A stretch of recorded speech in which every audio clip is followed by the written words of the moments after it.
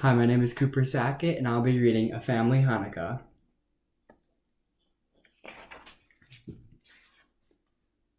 The days were growing shorter and shorter. The time for Hanukkah was growing closer. Jonathan and Rachel could hardly wait. Of all the Jewish holidays, Hanukkah was the most fun. There were 8 days of festivities, special songs, presents, games, and food.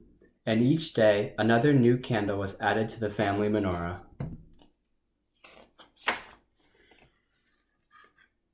The whole family always celebrated the first night of Hanukkah at Grandma and Grandpa's big old house. With so many relatives, it wasn't easy to find presents for everyone. "Let's make a list," said Rachel. "It's like a game to think of something little and nice, something each person will like," said Jonathan. The next day, Rachel and Jonathan went shopping.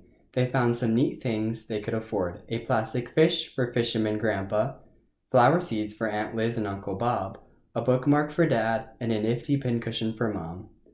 But there were other things on their list that cost more than they had expected. So, they started making gifts: chocolate molds on sticks and masks for their cousins, and a beanbag bunny for the baby.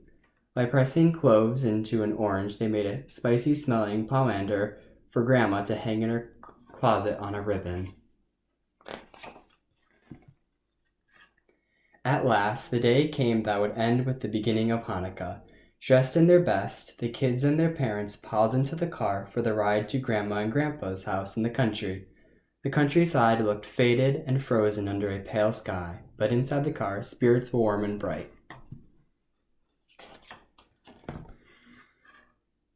As soon as the car pulled into the driveway, the relatives scrambled out of the house to welcome the new arrivals.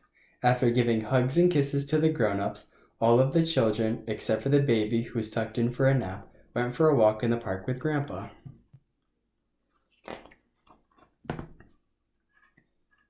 "How come all you kids are visiting us today?" teased Grandpa as they tramped through a carpet of crunchy brown leaves.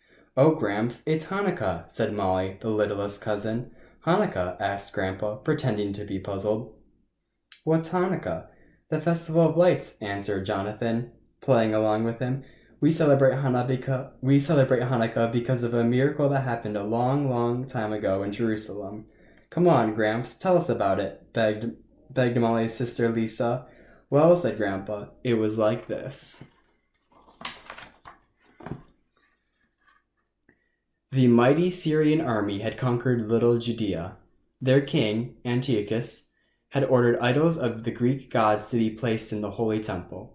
The Jews refused to worship the statues, but there was no way they could stop the Syrian soldiers from taking over the temple and sacrificing pigs and chickens to their idols. Meanwhile, the Jews were forbidden to worship God anywhere. The punishment for disobeying was death.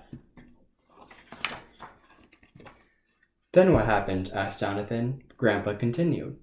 "A man called Matthias and his 5 strong sons formed a rebel band, the Maccabees. The word Maccabee means hammer in Hebrew.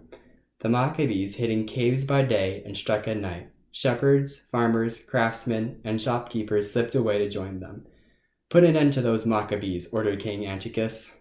A huge Syrian army with horsemen and elephants massed in the valley below Jerusalem. But the hammer struck first. The army, elephants and all, was driven away in defeat. The happy people rushed to their temple. They threw away the statues, chased out the animals, and scrubbed the blood from the altar. But when it was time to rededicate the temple to God by lighting the ever-burning light, they could find only one little jug of sacred olive oil, just enough for one day. It would take the priest a whole week to prepare a new supply, yet somehow the ever-burning light kept on burning, day after day for 8 days until the new sacred oil was ready. A miracle.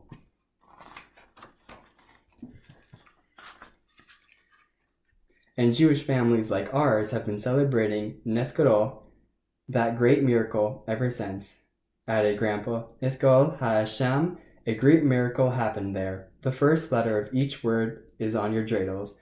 "I can't wait to play," said Molly. "You don't have to wait long," said Grandpa, looking at the sky. "It's almost time to light the candles. Let's go."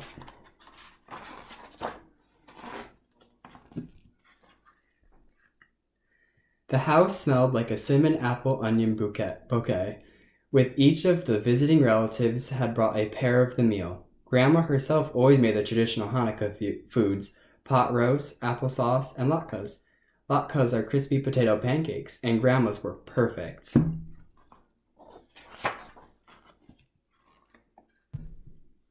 At sunset, everyone joined Grandpa in singing the prayer as he lit the shams, or caretaker candle, and then used it to light the first candle in the menorah. Baby Emma banged her spoon with joy as the family sang Rock of Ages. Next, the delicious meal began. Latkes kept disappearing, but Grandma piled more and more on the platter. I can't eat another bite, said Rachel, and neither could anyone else.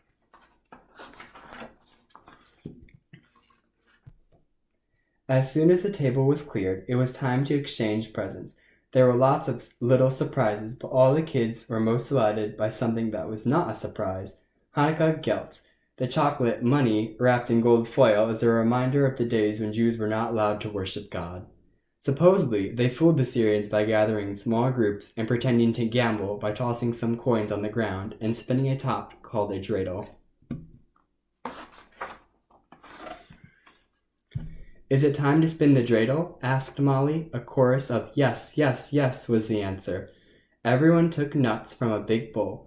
Around and around spun the dreidel, as each person took a turn, winning, losing, or keeping, according to how the dreidel landed. Before long, a very happy and very tired Molly had a big pile of nuts in front of her.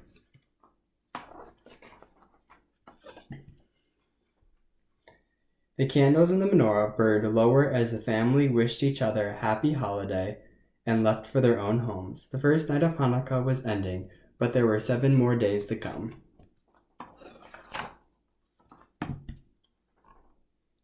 Each night, another candle would be added to the menorah until 8 candles burning in one bright row with the shams burning above it. And that's it. I hope you enjoyed.